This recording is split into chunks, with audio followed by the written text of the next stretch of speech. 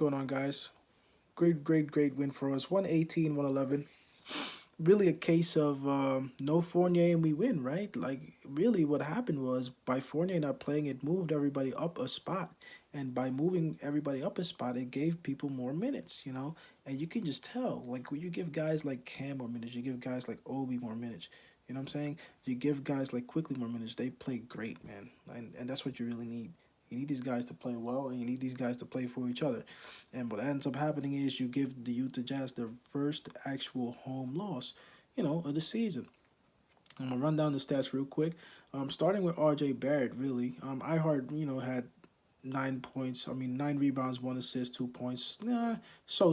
But I want to go straight to R.J. So, I've been on R.J. I've been on R.J. recently, right? And I know that we paid him and we're trying for him to just become a consistent player. But let's be a little honest. He's been sick, so like I'm trying to cut him a little bit of slack tonight. But I don't even think he really should have been in today, but he still produced. So like it's really the mentality that he has to try and at least contribute to the team whenever he can. He wants to be on the court. I thought he had a so-so game today, but the most important thing for me is that he was right on the average that I need RJ to score. Let RJ score 17 points per game.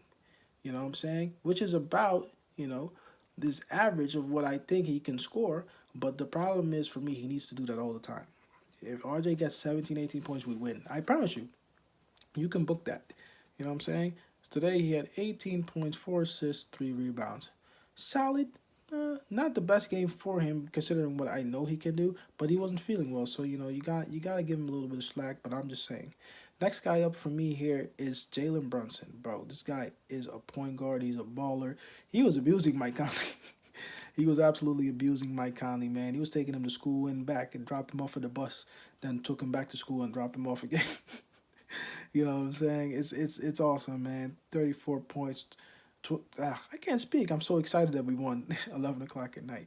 34 minutes, 25 points, 8 assists, and 3 rebounds, man. I have no idea why people try to talk bad about him. I got nothing bad to say about him since the first day I seen him play in our shirt. You know what I'm saying? He's doing his thing, and he's becoming the closer.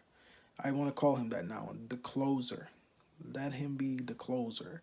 If he becomes the closer, we're gonna always be in the game, and we'll win a lot of the games at the end that are close. I'm telling you, because he has the distribution ability to find other guys like Cam Reddish. 33 minutes today, 19 points, 2 rebounds. You see what happens when you bench Fournier. You see what happens when you bench Fournier. You give guys like Cam a chance to play more minutes, and he got comfortable knowing that Fournier wasn't going to play, and now look what he's doing. He's producing for us. That boy is a small forward. Oh, my goodness. What a signing this would have been for us. Like, let this work out for us all the way, man, and I think it will.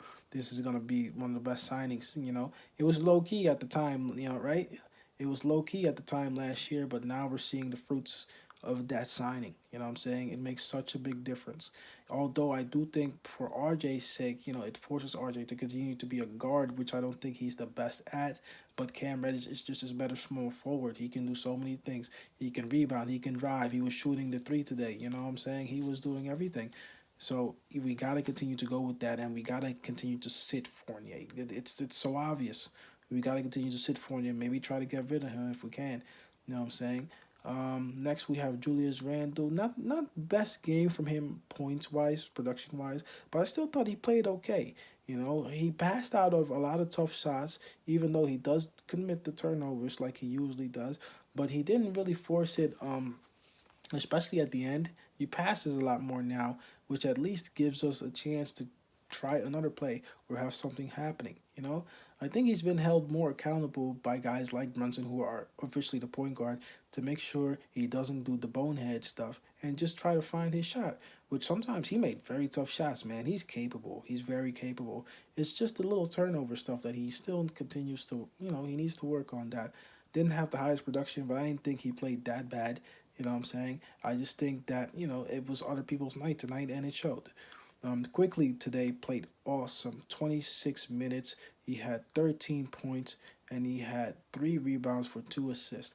I'm telling you, Emmanuel Quickly, if he plays like this, can be a solid contributor on the team. He did force that 1-3, which is what I don't want him to do. Like I think it was like the third, fourth quarter. He forced that three when he had it going. Like we don't need him to force stuff. He just needs to find his shot. You know what I'm saying? Get to the hoop the way he was.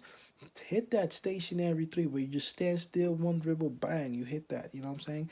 That's what you need him to do. That's what he's capable of doing. And I think he's been hearing a lot of the noise of him being traded. So he's been trying to, prove that he does belong here. And I think he wants to be here. Him and Obi are good friends. You know what I'm saying? This is a team that likes to play together, especially the young guys. So you want to make sure that you remind people of what you are capable of.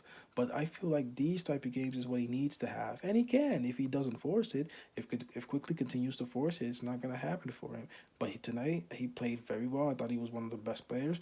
I thought it was really Brunson. It was quickly. It was Cam and Sims today who played really well. And I think I'm going to get to Sims next. I am actually. Sims had 25 minutes, 11 points, 12 rebounds, double double for him. Look, he's not the biggest guy, but he plays hard and gets his rebounds. And you cannot lie. The kid runs the floor, dunks the ball. You got to be happy with what you're seeing. I have no idea what's happening with Mitchell Robinson, but look, I know he might not be our starting center, but there's no way you cannot use Sims, man. Sims is very important, high energy guy, and gives us what we need on offense and defense. You know what I'm saying? That's already more than Mitch is contributing for us, even though maybe Mitch has the higher ceiling. I don't care. Mitch isn't healthy, so it's hard to evaluate people when you're just not healthy all the time. It just makes no sense. You know what I'm saying? Obi, 18 minutes, 9 points, 4 assists, and 6 rebounds. Right around like his average production, what he makes throughout the year. But the problem is for me, if you want him to get better, you're gonna have to play him more, and that's the rotation issue. But he is hitting his shots. He's hitting 3 point. He's becoming a really good 3 point shooter now. So that's something he has in his bag to get his point. You know what I'm saying? Sometimes I've seen them play Randall and Obi together. I don't love it, but it doesn't look that bad. But if you want to get more out of Obi, you got to find more minutes for him. You know, like if there's a night that Randall doesn't have it going, put Obi in there, see what you get. And I think Tibbs has been good, just trying to rotate this team a little bit now, solidifying Cam, dropping Fournier. It moves everybody up, like I said. I'm very happy about that. Lastly, Derrick Rose, 14 minutes, 6 points, 3 assists. Played so. He played all right. He didn't play too bad. It's about what you expect these days from Derrick Rose. If you're gonna play a guard another 14 minutes, I think eventually you're gonna need something better than him overall.